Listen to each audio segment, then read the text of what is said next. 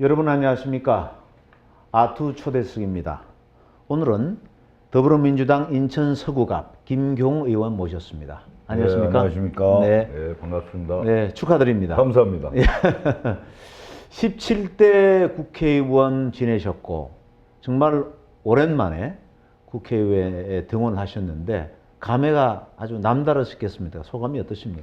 예, 제가 12년 만에 이제 국회에 다시 들어오게 됐습니다. 예. 정말 우리 서구 주민 여러분께 정말 진심으로 감사의 말씀을 드리고요. 그다음에 이제 제가 이제 선거가 끝난 지 2달 가까이 됐는데 끝난 날부터 시작해서 하루도 못 쉬고 그냥 지역의 현안 문제를 하나하나씩 챙기기 시작했습니다. 그래서 인천시청이라든가 경제청이라든가 또 LH 도시공사 뭐 쭉 만나서 그동안에 저희는 이제 한 10년 넘게 이 현안 문제들이 정체되어 와 있었는데 그것을 하나씩 가닥 정리를 하고 또 제가 내건 주민들하고 약속했던 공약들을 이행하기 위한 추진단을 만들었습니다. 그래서 추진단하고 회의도 하고 이렇게 하루하루를 보내고 있고요.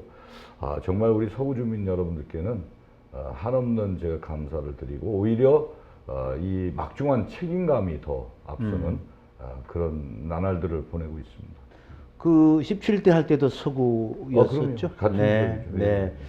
원내에 계실 때하고 또 원외에 이제 오랫동안 계셨는데 원외에 계실 때도 당직이라든지 국회 사무총장이라든지 굉장히 바쁜 활동을 하셨던 걸로 제가 기억을 합니다. 그렇습니다. 어떤 일을 주로 수행하셨습니까? 3번을 떨어졌는데 이 떨어질 때마다 2년씩 그 제가 현직에서 일을 하게 됐어요. 좀 한없는 감사함을 느끼고 있는데 이제 한 번은 이제 저희 당의 중앙당의 수석부총장을 맡아서 그때 정세균 당대표 시절인데요. 네, 지금 총리하시는 정세균 총리가 당대표 시절에 2년 제가 수석부총장을 했죠. 원래 그 현역 국회의원 자리인데 감사하게 저한테 이제 일이 떨어져서 원외로서 수석부총장을 하셨군요. 그렇습니다. 그리고 또 두 번째 떨어졌을 때는 인천시 송영길 시장 때 정무부시장을 해서 인천의 현안 문제뿐만 아니라 우리 서구에 여러 가지 현안 문제를 챙길 수 있는 아주 소중한 기회를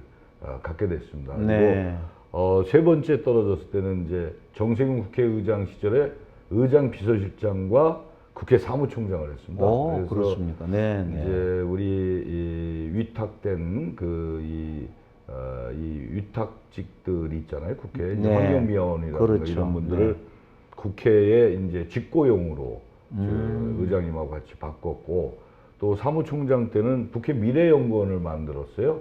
국회 미래연구원. 그래서 굉장히 보람되고 정당과 또 행정과 입법에서 일을 할 수 있는 소중한 경험들을 갖게 됐습니다. 네, 국회 사무총장은 장관급인데요. 그렇습니다. 그렇죠? 정세균 총리하고의 인연이 굉장히 깊으시군요. 당대표 할 때도 수석부총장을 하시고 또 의장 하실 때 국회 사무총장을 하시고 17대 선거와 지금 선거 해보시니까 뭐 다 모든 선거는 어려움이 있겠지만 특히 이번 선거에서 가장 뭐 힘들었던 점이나 이런 점은 어떤 점이 있습니까? 이번 선거는 이제 코로나19 때문에 이제 다들 우리 국민들이나 우리 서구의 주민들이 굉장히 힘들어할 때 아니겠습니까? 그래서 특히나 우리 상점가를 갔을 때 가게 주인분들이 굉장히 답답하고 힘들어하는 모습을 보면서 제가 상점가 문을 열기가 참 힘들었습니다. 그래서 그게 참 힘들었고 또 선거운동도 마음대로 할 수 없는 그 로고송도 못 들고 그야말로 이 뭐라고 할까요? 이 경쾌한 선거운동을 할 수가 없었어요. 그래서 그런 것들이 너무 힘들었고 그래서 제가 당선되면 정말 이 코로나19를 좀 극복하고 지역 경제를 활성화시킬 수 있는 일에 전념을 다해야겠다 이런 생각을 가지고 선거운동에 임했습니다. 자, 이번 그 인천 지역의 선거 결과를 보니까 13개 선거구 가운데 더불어민주당이 11개 승리를 했습니다. 통상적으로 보면 뭐 여야가 비슷하게 당선자를 내는데 이번엔 더불어민주당이 압승을 했습니다. 이 선거 지형이 바뀐 겁니까? 아니면 다른 원인이 있다고 보십니까? 제가 보기에는 이제 그동안에 우리 인천 시민들이 봤을 때 네. 이게 이제 코로나19다 또 경제적인 어려움 이런 게 있기 때문에 이거를 좀 더 집권 여당에게 힘을 밀어줘서 책임 정치 한번 해봐라. 이게 이제 가장 컸던 거예요. 그래서 이 코로나19를 위한 그 국난을 좀 극복하고 경제 활성화에 저희들이 겸허하게 총 결집을 해야 될 때가 아닌가 이렇게 생각을 합니다. 네, 그것이 압승의 원인이다. 그게 이제 그런 걸로 됐고 또 하나는 이제 저희 같은 경우에는 저에 대한 동정심도 많이 있었죠. 네, 그게 좀 많이 주요했던 것 같습니다. 그 인천 지역의 국회 공천과 관련해서 미래통합당에서는 공천이 잘못돼서 많이 의석을 잃어버렸다 이런 분석을 많이 하던데. 그것도 있죠. 그러니까 미래통합당이 이 공천을 하는 데 있어서 좀 지역에서 계속해서 활동했던 사람들을 그 지역에 한 것이 아니라 지역을 자꾸 옮기고 또 중앙에서 이제 인천 지역으로 보내고 이런 것들이 지역 주민들에게는 굉장히 아마 좀 안타까운 그런 부분이 있었을 거예요. 그게 표심으로 작용한 것도 분명히 있습니다. 네, 여당한테 힘을 몰아줘서 국정 운영을 안정적으로 해야 되겠다는 것도 있고 또 야당인 미래통합당이 공천을 적절하지 못했다 하는 그런 또 여러 가지 요인들이 겹쳤다고 보이기 때문에 앞으로의 선거에서도 뭐 확실하게 선거 구도가 인천은 여당으로 왔다 이렇게 또 보기는 어려운 측면이 있겠네요. 그렇습니다. 그래서 이제 중요한 거는 이제 국민들이 저희 당의 후보들에게 이제 힘을 모아준 건데 저희들이 177석이라고 하는 정말 거대 여당이 됐거든요. 그래서 이 부분을 정말 겸허하게 받아들이고 뭔가 우리 국민들을 위해서 일하는 정치 또 국회가 국민에게 힘이 되는 그런 국회에 상을 심어주지 않으면 또 국민들은 언제 바뀔 수도 있다 이렇게 생각합니다. 그래서 오히려 기쁜 마음도 있지만 또 하나는 막중한 책임감 속에서 의정 활동을 할 수밖에 없는 이런 부분들이 이번 21대 국회의원들이 해야 할 역할이다 이렇게 생각합니다. 아마 그럴 겁니다. 국민들은 그동안 야당이 국정에 뭐 발목 잡고 또 여러 가지 국정 현안이 원활하게 될 수 있는데 협조를 안 했기 때문에 심판했다고 보지만 또 그런 과반을 훨씬 넘는 의석을 가지고 있는 여당이 국정 운영을 일방적으로 한다든지 하게 되면 언제나 민심은 변할 수 있다. 변할 수 있죠. 이렇게 보시는 건데 그러면 이제 좀 걱정되는 부분들이 요즘 원구성 협상 가지고 여야가 좀 이렇게 밀고 당기기를 하는데 종국적으로는 물론 잘 되기를 국민들이 바랍니다만은 또 일부에서는 여당이 이번 기회에 안정적인 국정 운영에 의석을 확보했으니 하고 싶은 거 다 하자 이렇게 갈 수도 있다. 또 그렇게 해야 된다고 보는 또 여권의 지지층들이 있는 거 아닙니까? 물론 이제 그런 분들도 있겠지만 중요한 것은 이제 우리 여당이 책임 정치를 해야 되는데 특히 이제 야당 같은 경우에는 과거의 관행을 이제 이유 삼아서 자꾸만 이제 협상물로 삼고 있거든요. 그래서 그런 건 좀 타파해야 되겠다. 예를 들면 법사위 같은 경우가 이게 사실은 이 상임위 위의 상임위 같은 상황적 존재로 많이 되고 있어요. 그래서 법안이 뭐 계류되어 있는 법안이 너무나 많잖아요. 그래서 20대 국회에서 마지막에도 법안 통과를 하고 이렇게 했는데요. 저는 중요한 거는 국민들이 더불어민주당에게 그렇게 많은 의석을 주게 된 것은 뭐냐면 정말 국민을 위한 정치를 하고 일하는 정치를 해라. 이런 뜻이라고 생각합니다. 그래서 대개 정당들이 선거를 치르게 되면 열심히 해서 의석수를 좀 더 받으려고 하는 것은 국회는 이제 다수결의 원칙이 있잖아요. 그러니까 그건 지켜가면서 또 과거에 잘못된 이 관행에 대해서는 빨리 좀 청산을 하고 새로운 일하는 국회상을 저는 정립해야 될 때가 아닌가 이렇게 생각합니다. 물론 이제 상임위 구성을 할 때는 어느 정도 이제 서로 협의할 수 있겠죠. 저희 당이 뭐 다 독식을 한다. 물론 과거에는 아마 14대 국회까지는 이 다수당이 모든 상임위원장을 다 맡았었어요. 15대부터 이제 그게 서로 협상을 했고 미국 같은 경우는 지금도 다수당이 모든 상임위원장을 맡아서 책임 정치하고 있지 않습니까? 네. 그러나 우리는 이제 그동안에 서로 협의하고 이랬던 부분들이 있기 그런 때문에 관행이 있으니까. 근데 너무 또 과거의 관행 가지고 야당에서 그러면 그것도 좋지 않은 거다. 그래서 네. 서로 잘 협의를 해서 원만하게 원구성이 돼야 되고, 그러나 잘못된 관행은 반드시 이번 기회에 좀 정리하는 그런 게 필요하다 이렇게 생각하고 있습니다. 원내대표 간에 어떤 협상이 진행되고 있는지에 대해서 뭐 좀 아마 금요일까지 이제 시간을 두고 이제 상임위원장 문제를 아마 정리해서 금요일에 본회의가 열릴 거로 계획하고 있습니다. 네. 어쨌든 여야가 원만하게 원구성을 마치고 21대 국회는 20대 국회와는 다른 모습을 좀 보여줬으면 좋겠다는 그런 바람이 있습니다. 네. 그 21대 국회에 들어오시면서 이번 21대 국회 의정 활동은 내가 이것만은 반드시 해야 되겠다. 어떤 분야에 내가 좀 중점적으로 일을 하겠다. 그렇게 생각하신 분야가 있습니까? 그렇죠. 저는 이제 국토교통위로 가서 인천과 서구에 이 여러 가지 현안 문제가 다 거의 국토교통위에 몰려 있어요. 그래서 예를 들면 이제 서울과 연결되는 7호선 문제, 그다음에 또 홍익대 입구역에서 오는 2호선 연결 문제부터 해서 고속도로 지하화 이 문제, 또 현재 경인고속도로가 이제 일반 도로화가 되면서 고속도로 일반 도로화의 도시 재생 사업 뭐 많습니다. 그게 그리고 GTX D 노선 문제 여러 가지가 다 국토교통위하고 관련이 돼 있어요. 그래서 그런 부분들을 좀 잘 정리를 하려면 국토교통위에 가고, 또 이제 인천과 서울이라고 하는 이 유기적으로 연계가 될 수 있는 이런 부분들도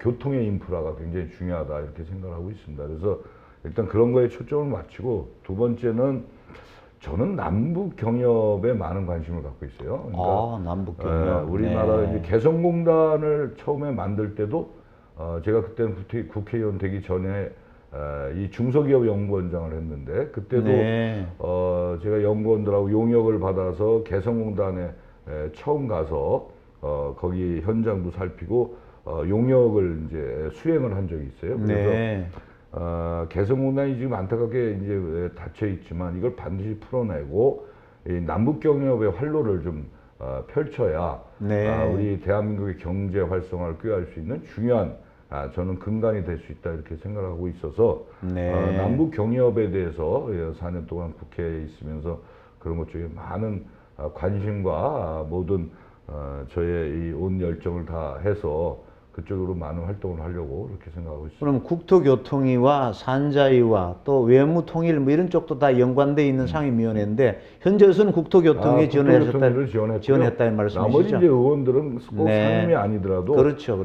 뭐 각종 뭐 연구단체도 있고 활동할 수 있는 범위가 많으니까 그런 것 쪽에 이제 초점을 맞춰서 하려고 하고 있습니다. 요즘 뭐 코로나 때문에 굉장히 경제가 어려운 상황인데 뭐 지역구 현안도 챙기셔야 되겠지만은 전반적으로 우리 코로나19로 인한 경제적인 어려움 이것을 극복하기 위해서 또 책임 있는 뭐 여러 가지 행동을 하셔야 될 텐데 평소에 생각하시는 구상이 있으십니까? 일단 이제 지난 6월 4일 날 3차 추경안이 국회로 넘어왔어요. 정부안이. 그래서 이번에는 약 35조 3천억 정도가 되는데요. 이걸 잘 해야 되겠죠. 근데 제가 중요하게 생각하는 것은 뭐냐면 이 모든 일이 현장에 답이 있어요. 그래서 이 소기업, 소상공인, 중소기업 여기도 좀 현장에 직접적으로 지원될 수 있는 이런 부분들이 필요하다. 예를 들면 사람으로 예를 들면 심장마비가 걸렸을 때 즉각적으로 우리가 그 응급처치를 해야 회생하는 거 아니겠습니까? 그거 조금만 늦춰져도 뭐 나중에 아무리 지원한다고 하더라도 그 사람의 생명이 살아나기는 어려운 거고 때가 있는 거다 이런 얘기죠. 때가 있고 시점이 있는 거죠. 그래서 지금이 저는 굉장히 중요한 시점이다. 그래서 소기업, 소상공인, 중소기업들을 위한 지원, 그리고 이제 더 나아간다면 우리가 국민 1인당 지난번에 재난기금을 다 100% 지원을 했잖아요. 그렇죠. 저는 이것도 한 번 더 고민해야 된다고 생각해요. 한 번 더 주는 것도 고민해 봐야 된다. 그게 더 필요하다. 왜냐하면 그동안에는 우리나라가 대기업이라든가 이런 쪽에 지원을 해서 낙수 효과를 많이 이제 얘기했었는데 저는 그것보다는 요번에 재난기금을 국민들에게 드렸을 때 이 경제 활성화가 좀 있었거든요. 이게 실질적으로 많이 나타났죠. 그래서 좀 어려운 부분은 없지 않아 있지만 국민 1인당 또 재난기금을 다시 한번 이 지원해 드리는 방법도 강하게 고민을 해봐야 될 때가 아닌가 이렇게 생각합니다. 기본소득 문제도 요즘 상당히 그 쟁점인데요. 이건 어떠세요? 평소 생각이? 기본소득의 방향은 맞죠. 네, 기본소득을 줘야 된다라고 하는 방향은 맞다. 예, 이게 이제 요즘 보면 이제 간접 기본소득이라 그래서 65세 이상의 어르신들에게 주는 기초연금 같은 경우도 일종의 기본소득에 들어가는 거고 또 아동들한테 또 아동수당이 좀 나가잖아요. 그것도 이제 마찬가지인데 저는 그렇다고 해서 이제 국민들에게 다 기본소득을 지원하려고 한다면 그만한 재원이 있어야 재원이 문제죠. 그러면 이제 여당과 야당과 정부가 한번 논의를 해서 그럼 재원을 어떻게 만들 것이냐, 어디까지 지원할 것이냐, 지원의 범위는 액수의 범위는 어느 정도까지 갈 것이냐, 이런 고민들의 틀거리가 좀 필요하다. 맞습니다. 이런 생각을 해요. 그래서 그건 앞으로 여야 정이 머리를 맞대고 고민을 해서 진행돼야 될 과제가 아닌가 이렇게 생각하고 있습니다. 그러나 방향은 맞다. 기본소득을 지원해야 될 방향도 맞고 이게 이제 지금 보면은 요즘 그 누구죠? 그 이재명 경기도지사 도지사가 얘기하는 게 있잖아요. 기본소득을 보면은 이제 연간 20만 원 얘기 낮은 단계부터 시작하다.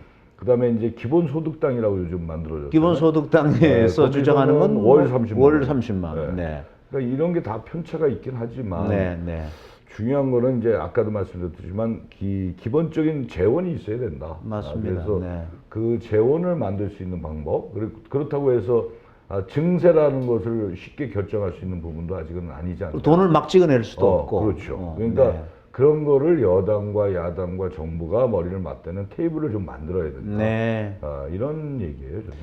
그 김종인 위원장 같은 경우에는 과거에 지난 선거 때 보면은 세출 구조 조정을 통해서 재난지원금도 뭐 100조를 만들어내자 이렇게 얘기하셨던 부분도 있고, 그러니까 이제 지출 규모를 조정하는 것, 그리고 또 전체적으로 세금 늘리는 것도 필요하지만은 이 파이를 키우는 것도 필요하지 않냐. 경제 규모를 키워서 거기에서 세금을 많이 거두게 되면 또 나눌 수 있는 재원이 생기는 거고 하니까 이 문제는 기본소득이라고 하는 것이 굉장히 먼 얘기인 것 같은데 요즘 이게 거의 현실로 들어왔어요. 그럼요. 그래서 방법론에 대한 이제 차이가 있는 건데 이것은 정말 아까 말씀하신 대로 여야 정 또 시민사회단체 등등이 모여서 한번 논의를 해보는, 그러니까 지혜를 모으는 긍정적 논의를 해보자는 거예요. 긍정적 논의. 그래서 그 가능한 범위가 어디까지인가, 또 수준을 어디부터 시작해야 할 것이냐, 재원은 어떤 방법으로 만들 것이냐, 뭐 이런 여러 가지를 고민할 수 있는 부분이 돼야지 무조건 그 기본소득이 돼야 된다 이렇게 하는 것보다는 구체적인 안의 접근이 필요하다 이렇게 생각합니다. 그 인천 문제로 다시 돌아가서 제가 알기로는 혹시 지역구 내에 아마 관련되어 있는 문제이기도 같은데 수도권 매립지가 인천에 있고 또 그 쓰레기 소각장도 있지 않습니까? 이 문제 관련해 가지고 지금 우리 의원님 지역구에 현안으로 대두되어 있는 것 같은데 그렇습니다. 사실은 이 문제는 누구도 참 얘기하기 어려운 문제입니다. 어떻게 해결하시려고 했습니까? 그러니까 저는 이 우선 수도권 쓰레기 매립지 같은 경우에는 전에는 제 지역구였다가 이제 을 지역 옆으로 갔어요. 지역구 조정이 되면서 물론 그럼에도 불구하고 이 수도권 쓰레기 매립지는 뭐 서울, 경기, 인천에 공통된 과제이기 때문에 근데 이게 벌써 30년 가까이 한 곳에 묵고 있거든요. 그 매립을. 그것도 일부는 소각을 하지만 대부분이 이제 생매립을 해요. 그러니까 서울 같은 경우에 소각장이 4기가 있어요. 4개가. 근데 거기도 완전 소각장을 가동시키질 않고 있거든요. 그러니까 생매립을 하면 톤당 처리 비용이 싸죠. 소각하는 것보다. 네. 그리고 아마 소각하면 2배 이상의 비용이 들거든요. 그리고 지역의 주민들 입장에서도 소각장을 100% 가동하는 걸 원치 않는 것 같아요. 그러다 보니까 서울 같은 경우에는 이제 거의 생매립으로 저희 지역에 수도권 쓰레기 매립지로 오죠. 그것도 한계가 다 와가 있지 않습니까? 그렇죠. 그래서 이제 원래 수도권 쓰레기 매립지가 2016년도 12월 달에 이제 끝내는 겁니다. 원래 법적으로. 근데 그거를 3-1 공고를 다시 열은 거예요. 그 이후에. 그래서 대개 보면 3-1 공고가 2025년 정도면 이제 종료가 되죠. 그때까지는 대체 매립지를 만들어야 된다는 5년밖에 안 남았네. 네, 이제 5년밖에 안 남지 않았어요. 그래서 저는 이 수도권 쓰레기 매립지를 다른 곳으로 옮겨야 된다. 그리고 쓰레기 발생지 처리의 원칙에 따라서 서울 분들이 만들어내는 쓰레기는 서울에서 책임져라. 서울에서 치우고 경기도는 경기도에서 치우고 인천은 인천에서 치우는 게 맞다. 왜냐하면 인천이 전기도 만들어서 서울로 쏴주고. 그렇습니까? 우리가 화력발전소가 좀 많아요 지금. 거의 우리 서구에 몰려 있어요. 그 발전소가. 그러니까 이런 부분들, 그러니까 모든 환경 위의 오염 시설들이 되게 인천에 많이 있거든요. 그러니까 이런 것들은 이제 향후 바뀌어야 되는 건데, 수도권 쓰레기 매립지를 되게 외국의 선진국을 가보면은 이제 바닷가에 이 소각을 한 소각제를 바닷가에다가 묻어요. 그래서 이제 호환을 만드는 거예요. 나중엔 그게 항구가 됩니다. 항만. 항만 시설이에요. 가까운 일본이라든가 가까이 선진국들이 그렇게 하는데, 우리도 이제는 이 주민들과 좀 떨어져 있는 바닷가 쪽으로 그런 것들을 좀 이제 소각제만 100% 소각해서 소각제만 묻으면 얼마든지 나중에는 그게 친환경적으로 해서 항만 시설까지 만드는 이런 걸 만들어야 된다. 그리고 발생지 처리 원칙을 분명히 지켜줘야 된다. 이런 얘기고요. 또 소각장 문제는 저희 지역인데요.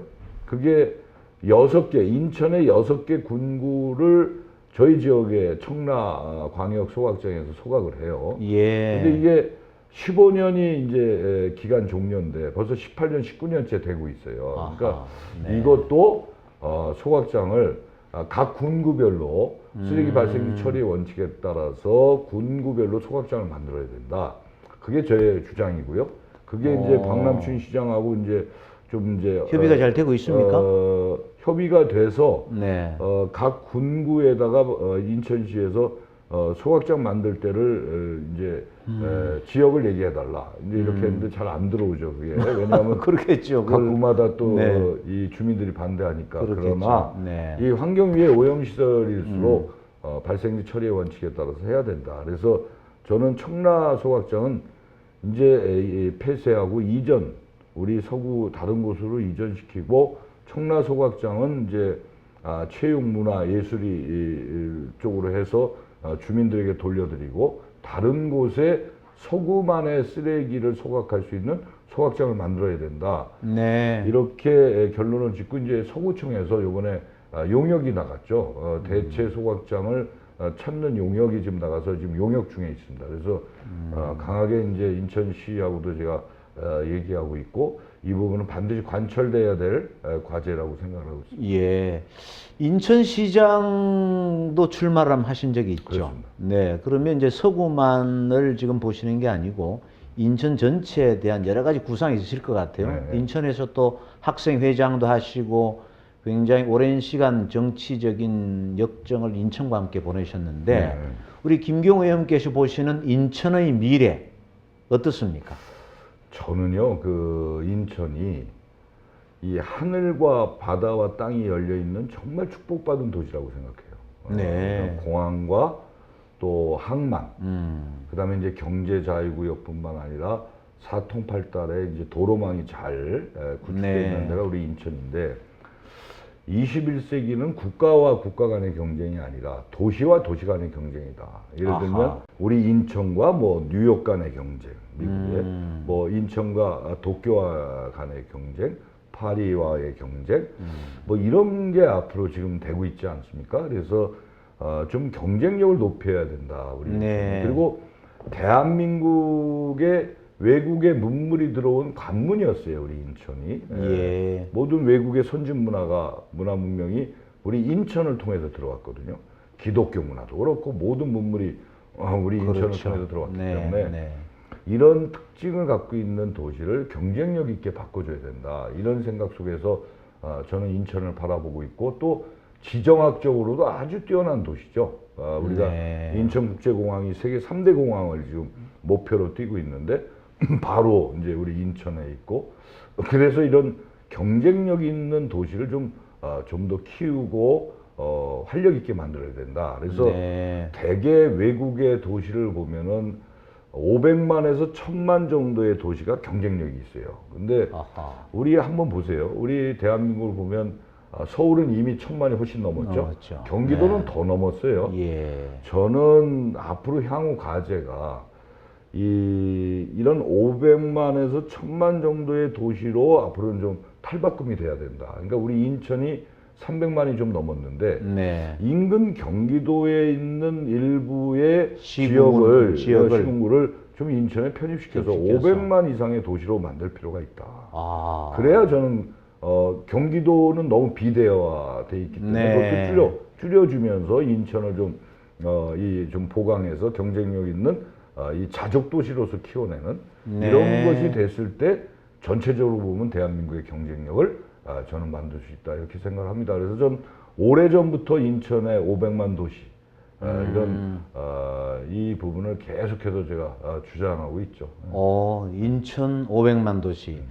과거에 그 행정구역 개편 얘기가 나왔을 때 지금 시, 군, 구 또는 광역도와 또 밑에 시, 군 뭐 이런 체계를 단순화하자 이런 논의도 있었잖아요. 중형도시라고 해가지고 예. 약 80만 정도로 묶어서 하자. 그렇죠. 이런 얘기가 있었죠. 네네. 그러니까 이제 저희가 지금 인천에 인천지방북세청이 이제 법이 통과가 됐고 이번에 이제 예산 반영이 될 건데요. 그게 바로 한 5,600만을 보는 거예요. 그게 뭐냐면 이제 우리 인천, 그다음에 부천, 김포, 그다음에 고양, 파주까지. 네, 그걸 하나로 묶자. 하나로 묶어서 인천지방국세청이 만들어지는 거예요. 저는 거기에 하나 더 나간다면 인천 고등법원을 만들자고 제가 공약을 걸었어요. 그게 지금 서초동의 서울고법이 작년 초까지 1월까지는 2,500만 이상의 서울, 경기, 인천, 강원을 담당을 했어요. 서울고법에서. 그래요? 그러다 보니까 너무 관할 지역이 넓네요. 2심에 가서 너무 밀려 있고 법률 서비스를 제대로 못 받는 거예요. 그러니까 작년에 수원고법이 탄생을 해서 800만이 그쪽으로 떨어져 나갔어요. 그러니까 지금 서울고법이 한 1,700만 정도 되는데 이거를 한 500만 대는 한 600만 정도, 5,600만 정도를 인천 고등법원을 만들면 이게 지역 균형 발전, 자치 이 분권화에도 맞고 앞으로 향후 저희들이 해야 할 과제다 이렇게 생각하고 있습니다. 아주 중요한 말씀을 지금 하신 것 같습니다. 이건 뭐 행정구역 개편을 넘어서서 대한민국 전체의 리스트럭처링 뭐 이거하고도 관련이 있는 그렇습니다. 그런 생각이 듭니다. 네, 그런 꿈이 이루어질 수 있도록 제가 아주 최선을 다하겠습니다. 네, 알겠습니다. 앞서 제가 잠시 말씀을 드렸는데 그 지금 정세균 총리께서 당대표 하실 때 수석부총장을 하셨고 국회의장 하실 때 또 국회 사무총장을 하셨는데 뭐 두 분 간의 개인적인 특별한 인연이 있으십니까? 어떻게 그렇게 정세균 총리께서 특별히 총회하시는 것 같은데요? 정세균 총리님하고 저하고는 이제 정치권 밖에서부터 만났죠. 그렇습니까? 네. 정세균 총리께서 쌍용에 계실 때부터 계속해서 관계를 해왔습니다.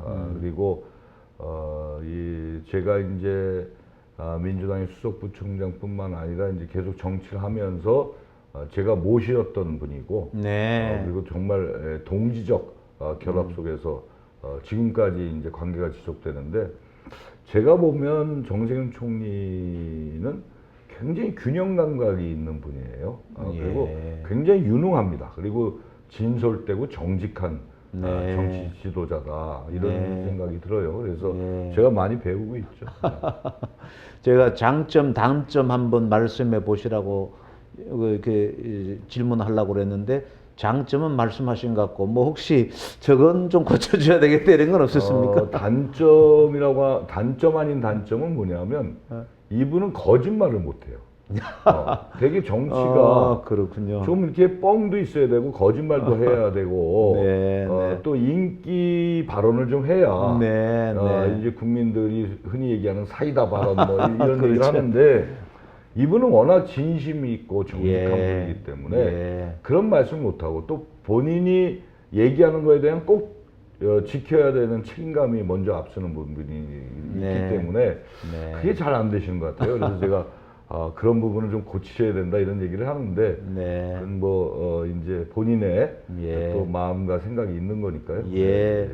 우리 김경호 의원님께서 꿈꾸는 정치인 김경호의 미래는 뭡니까? 국회의원 열심히 의정 활동 잘 하셔야 되겠지만 하고 정말 왜 정치인들은 연예인들처럼 인기가 없을까? 저는 그런 생각을 해요. 그러니까 연예인들이 나오면 막 박수 치고 사인 받고 막 그러잖아요. 신뢰를 좀 또 받아야 되는데 정치인들은 비판을 많이 받잖아요. 정치인들이 좀 칭찬받고 존경받는 그런 정치의 시대가 앞으로 열려야 된다. 그러면 우리 정치인들이 먼저 바뀌어야 된다. 국민들에게 좀 다가가고 소통도 되고 또 국민들에게 진심을 가지고 정직한 정치를 해줘야 우리 국민들께서 정치인에 대한 그래도 좋아하는 마음 이런 표현들이 나오지 않을까. 그런 정치를 위해서 우리 정치인들의 탈바꿈이 필요하다. 또 그걸 위해서 저도 최선을 다해서 노력을 할 거고 또 우리 가족이 존경하는 그런 정치인이 돼야죠. 굉장히 어려운 얘기를 하셨는데요. 아내와 저 아들, 딸들이 우리 아빠는 정말 괜찮은 사람이다 이런 정치를 해야 되는데 그게 사실 쉽지가 않아요. 그런데 그런 정치로 앞으로 좀 가져야 된다. 그게 되면 아마 우리 국민들도 정치하는 사람에 대해서 박수도 보내고 아마 칭찬을 해주지 않을까 이렇게 생각합니다. 개인 김교홍이라고 하는 정치인의 어떤 미래라고 하는 것이 구체적으로 구현되는 것보다는 정치 전체가 국민들로부터 신뢰받는 그런 정치를 만들어 보는데 좀 기여를 했으면 좋겠다 이런 뜻으로 받아들이겠습니다. 이제 마지막으로 우리 이 프로그램을 보시는 우리 아시아 투데이 독자들 또 구독자들께 인사 말씀 한마디 해주시죠. 하여튼 제가 오래간만에 이제 국회에 다시 들어왔는데요. 하여간 열심히 하겠습니다. 그래서 이 국회가 동물 국회다, 식물 국회다 이런 얘기를 듣지 않는 정말 국민에게 힘이 되는 그런 정치, 그런 국회가 될 수 있게끔 정말 최선을 다하겠습니다. 그리고 정말 요즘같이 코로나 정부 또 경제의 어려움 이런 것들을 최선을 다해서 좀 경제도 좀 활성화시켜서 지역 경제가 돌게 하고 또 코로나 같은 이런 질병 바이러스로부터 국민들이 안전하게 삶을 영위할 수 있도록 저희 정치권에서 진심을 가지고 최선의 노력을 다하도록 하겠습니다. 고맙습니다. 오늘 긴 시간 인터뷰 응해주셔서 감사합니다. 감사합니다. 또 활발하고 건강한 그런 의정 활동을 기대합니다. 고맙습니다. 고맙습니다. 감사합니다.